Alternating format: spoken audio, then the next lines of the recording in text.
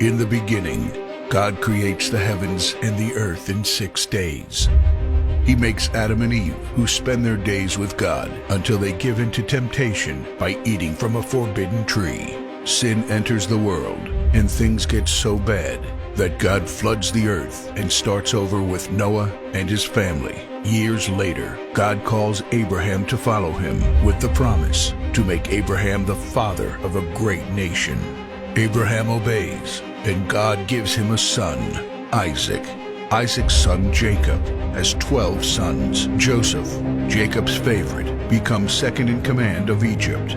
God uses him to save his entire family and Egypt from starvation. Hundreds of years later, the Israelites are slaves in Egypt. Moses is called to lead the Israelites out of slavery.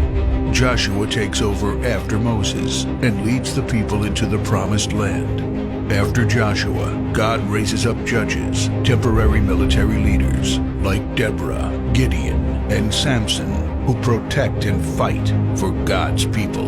The people tire of this leadership, and they call for a king.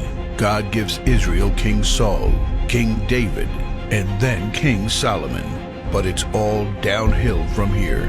The people rebel, the kingdom of Israel is divided, and everyone turns their back on God. Prophets like Elijah, Isaiah, Micah, and Jeremiah warn that if people don't repent of their sins, there will be consequences. But the people ignore their warnings. The divided kingdoms are conquered, and God's people face captivity in foreign lands. People like Daniel show great courage and stand up for God when no one else does. Some of the exiled people return to the promised land, but for 400 years, God is silent. No prophets, no miracles, and no angel visitations. But then, the silence is broken when Jesus is born. He lives a perfect life, teaches truth, and performs miracles, proving He is God.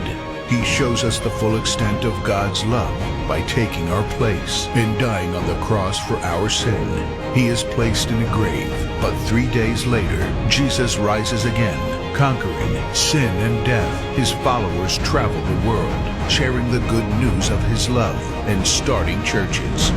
We now are part of this story, and we have the chance to change the world and share His love, because one day He will crack open the sky and He will return. It's the greatest story ever told.